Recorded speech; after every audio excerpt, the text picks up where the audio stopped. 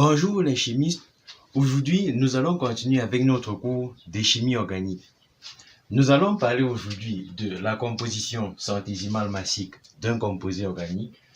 Nous allons par la suite continuer avec les formules des composés organiques. Nous allons probablement commencer par la formule brute et ensuite la formule développée. Nous continuerons en troisième partie par les conditions normales, volume molaire et densité. Ici, nous commencerons par les conditions normales de température et de pression. Nous allons continuer avec le volume molaire et enfin, nous allons terminer par la masse molaire et la densité. Commençons. Commençons par la composition centésimale d'un composé organique. À quoi renvoie cette composition-là? Tout simplement au pourcentage en masse de chaque élément dans ce composé organique-là. Si vous vous souvenez bien, lors de la vidéo précédente, nous avons dit que les composés organiques s'écrivaient sous la forme CX, H, Y, O, Z, N, T, ainsi de suite. Si nous voulons déterminer la composition centésimale de ce composé, cela revient à déterminer le pourcentage en masse de carbone, en masse d'hydrogène, d'oxygène, d'azote, etc. Alors, si notre composé a une masse de grand MC, alors qu'est-ce que nous avons? Nous avons le pourcentage de carbone qui est égal à la masse de carbone présente dans le composé divisé par la masse du composé fois 100. Or, si vous vous souvenez bien, lors de la vidéo précédente, nous avons dit que la masse de carbone était égale à 3/11 de la masse de dioxyde de carbone. Ce qui nous permet de dire que le pourcentage de carbone est égal à 3/11 de la masse de dioxyde de carbone, le tout sur la masse du composé fois 100. Cela nous permet d'écrire que le pourcentage de carbone est égal à 300 fois la masse de dioxyde de carbone sur la masse du composé fois 11. Non, de la même manière, nous pouvons calculer le pourcentage massique d'hydrogène. Le pourcentage massique d'hydrogène, c'est égal à la masse d'hydrogène sur la masse du composé fois 100. Or, nous avons vu la dernière fois que la masse d'hydrogène était égale à 1/9 de la masse d'eau. En remplaçant, nous avons donc le pourcentage en hydrogène est égal à 1/9 de la masse d'eau divisé par la masse du composé fois 100. Ceci nous donne que le pourcentage d'hydrogène est égal à 100 fois la masse d'eau sur 9 fois la masse du composé. Pareillement, nous pouvons écrire la composition centésimale de l'oxygène pourcentage de C qui est égal à la masse de l'oxygène sur la masse du composé fois 100. Pareillement, le pourcentage massique d'azote est égal à la masse d'azote sur la masse du composé fois 100. Nous avons ces différentes expressions des pourcentages des différents éléments. On peut donc constater à ce niveau que la masse du composé divisé par 100 a la même valeur sur toutes ces expressions, dont c'est une constante. À partir de cela, on peut donc établir une relation entre ces différentes expressions, c'est-à-dire la masse du composé divisé par 100 au niveau du carbone va être égale à la masse du carbone divisé par le pourcentage massique du carbone, qui est égal à la masse d'hydrogène divisé par le pourcentage massique d'hydrogène, qui est égal à la masse d'oxygène divisé par le pourcentage massique d'oxygène, et qui est enfin égal à la masse d'azote divisé par le pourcentage massique d'azote. Voilà donc ce qu'il en est de la composition centésimale des composés organiques. Passons maintenant à la formule d'un composé organique. Commençons par la formule brute. La formule brute d'un composé organique renvoie simplement à la structure, la nature de ce composé-là et au nombre d'atomes qui le constituent. Si nous considérons notre composé de départ, à savoir C, X, H, Y, O, Z, N, T, alors notre but ici est de déterminer la nature de X, Y, Z et T. Nous pouvons ici nous baser sur la formule que nous avons vue précédemment à ce niveau. Alors, qu'est-ce que nous allons faire?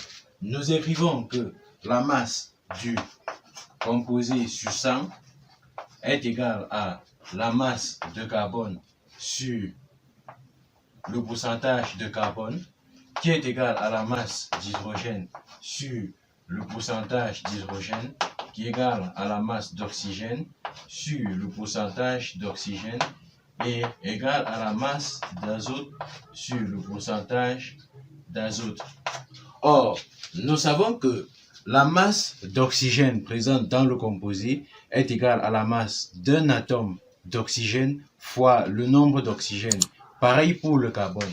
Ceci nous permet d'écrire que la masse du composé sur 100 est égale à la masse d'un atome de carbone, 12 fois X, qui fait 12X sur le pourcentage de carbone, qui est égal à la masse d'hydrogène 1 fois le nombre d'atomes d'hydrogène, Y sur le pourcentage d'hydrogène, qui est égal à la masse d'oxygène, 16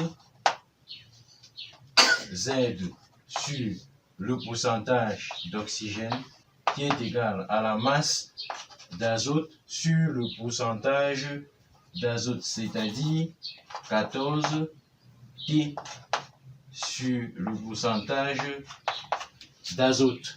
De cette formule, vous avez la possibilité de tirer la valeur de X tout simplement en balançant les autres expressions de ce côté. Ça voudrait dire que X est égal à pourcentage du carbone fois la masse du composé, le tout sur 12 fois 100 qui est égal à 1200. Vous faites pareil pour Y, Z et T. Maintenant, nous passons à la formule développée d'un composé organique. La formule développée d'un composé organique fait tout simplement ressortir toutes les formes de liaison présentes sur ce composé-là.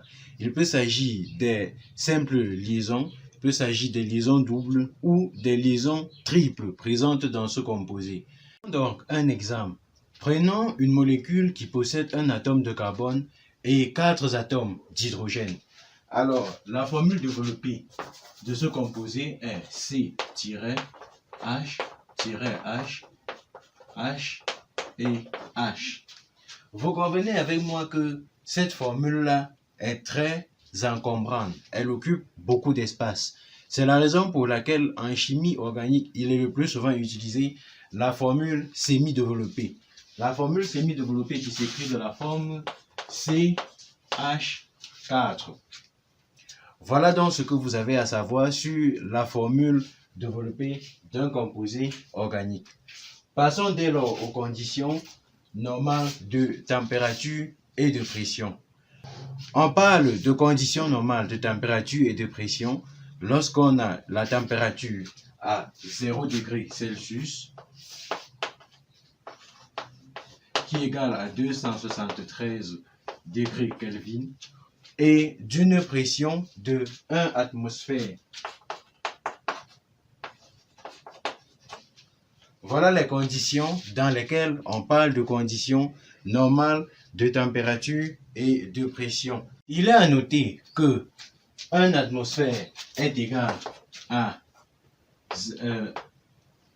1,013 bar, qui est encore égal à 1,013 fois 10 exposant 5 pascal. Parlons maintenant du volume molaire d'un composé organique. Le volume molaire d'un composé organique renvoie tout simplement au volume qu'occupe une mole de ce composé-là. Alors, celui-ci est noté Vm et sa formule est donnée par Vm est égal à RT sur P.